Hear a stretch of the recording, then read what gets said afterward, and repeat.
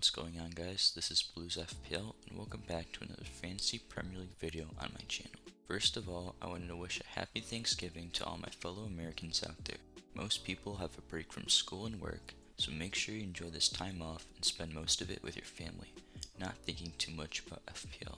However, if you're struggling with your transfers or captaincy, I'll go over my opinions of some of the best options and talk about how my FPL team did in GameWeek 9. Without further ado, let's get into the video. My team scored 68 points this week and my rank went up a little over 100,000, currently placing me just above 1 million. After the first day of the game week, my team was doing very well and I was about 700k in the world. However, I only had a few players left, so it's understandable that my rank would fall a little bit. Now is the stretch of the season where large point gaps start to emerge between the 100k, 500k, and 1 million ranks.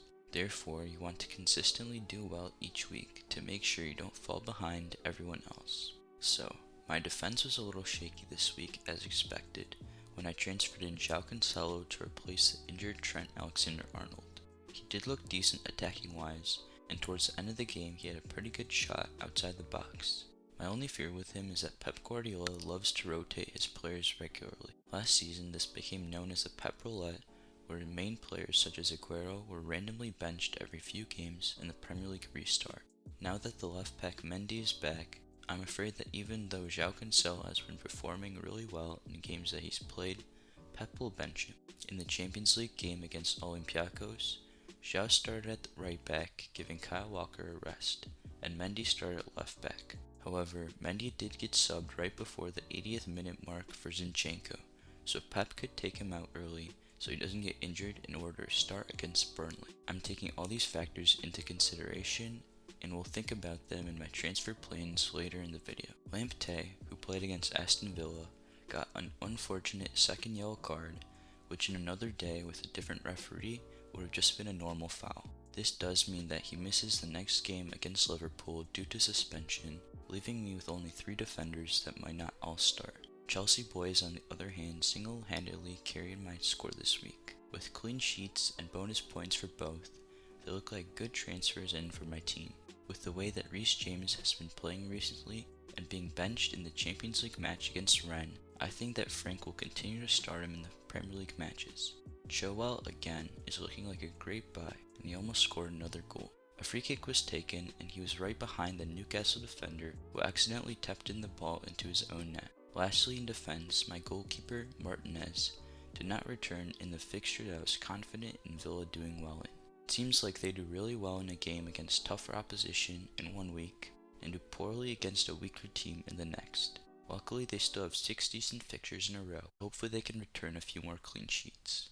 Let's move on to something more interesting, the attack. Son did return with a goal and would have also gotten an assist if not for an offside call. I'm happy I didn't sell him for a Manchester City midfielder this week for an additional -4 hit. He looks to do well in the counter-attack, so against teams that play more possession-based football. Alongside him, my captain Fernandes did return with a penalty goal. At first, it did get saved, however, VAR did review that the goalkeeper did not keep at least 1 foot on the line. A lot of people in the FPL community said that Fernandes owners were lucky, and that on another day he would have gotten negative captain points. But to that, I have to say that we're kind of unlucky. There were multiple chances in the match where Fernandes could have gotten assists, but Martial just constantly messed up easy goal chances one after the other. Also, the whole point of bringing in a player like Fernandes is that he gets those cheesy penalties consistently over the entire season. Manchester United, with either really biased refs or skilled crafty players who can draw penalties,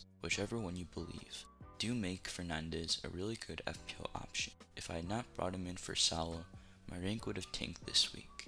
The third midfielder, Jack Grealish, was also a little unlucky. He did have a couple good chances and could have gotten a few assists if his teammates were more clinical. However, I do think the main reason that Villa struggled to score was because of the Ross Barkley injury early on in the match. He's one of their best attacking players, and without him, Villa just struggled to create many chances. Ross does look to be injured for a few more weeks, so I do expect Jack Grealish not to return as much as he previously was in the season. The last starting midfielder is Podence from Wolves. He did start at left wing in this game, but again, he's not involved too much in the attack. His size disadvantage against larger and stronger defenders limits what he can do during the game. He's one of those fighters in my team that I want to get rid of as soon as possible, and maybe even this week. In the attack, both Harry Kane and Calvert-Lewin returned. Harry Kane got an assist to Son early in the match against Manchester City, and as I already mentioned, he scored a goal, but it was offsides. If he can keep up consistently returning, even with Spurs' tough schedule, I think that I'll be keeping him in my team. DCL scored 2 goals against a struggling Fulham side who look more and more likely to be relegated as each game week goes by. Calvert-Lewin has been one of the most consistent players this season. I expect that at some point, I'll have to get rid of him when Everton's fixtures do turn, but until then, he stays in my team. On the bench, not a single player played, with Wilson just being back from injury and Burke not playing at all. I look to upgrade my bench soon, since I'll need it at some point in the season if players on my team get COVID or get injured. Let's move on to my GameWeek 10 watch list. I've updated it to 3 new players since uploading last time. Hakim Ziyech looks like an interesting option that I'll be monitoring until I feel it's a good time to bring him in. Last week he did not return. However, this is due to Timo Werner missing some perfect through balls that Ziyech provided him with. So far, Ziyech has done well against weaker opposition, and now that Chelsea plays Spurs this week, I'm interested in if he'll continue to look good. The next player on this watch list is De Bruyne. I'm still not confident in the City midfield until proven otherwise.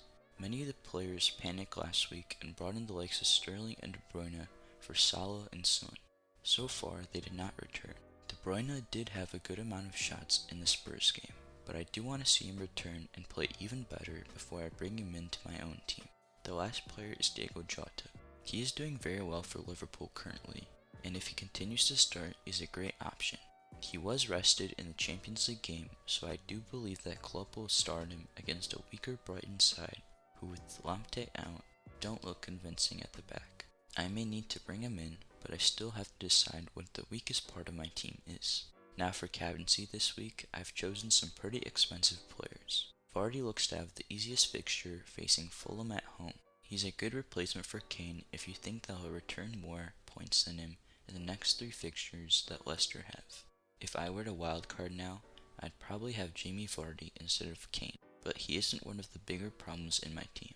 Next is De Bruyne, and this can also be Sterling if you have him instead. Yes, Manchester City haven't scored many goals this season, but they have also had a relatively hard schedule compared to other teams. Now they go into a stretch with green fixtures for a long time, and if they start playing well, I'm sure they'll be some of the most highly owned players in the league. The last captaincy option is Salah, plays Brighton at home.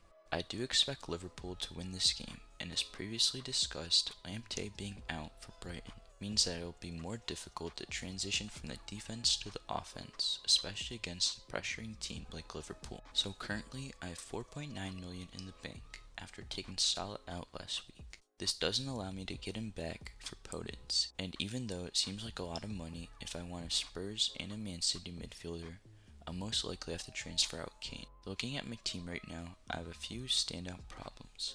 First is João Cancelo that might not start against Burnley. In that case, I'll need a 4th playing midfielder, which I do not currently have with Lamptey's red card suspension. Next is the 2 Chelsea defenders against Tottenham. Obviously, Chelsea have been amazing defensively this season. However, I do not see them keeping a clean sheet against Spurs. Next are the 2 Spurs attackers. They have a tough run of games, and surely I shouldn't have 2 Spurs assets when I can get a Man City and a Liverpool midfielder instead, who do have a much easier schedule coming up. Wilson is labeled at 75% and injured, but I do think that he'll start, so it's no worry there. Podence is a big problem, and at his price point, it's very hard to upgrade to other players. Getting in Jota may be the right move this week. And finally, just look at that bench. Not a single one of those players will play this week. Therefore, my starting 11 all have to.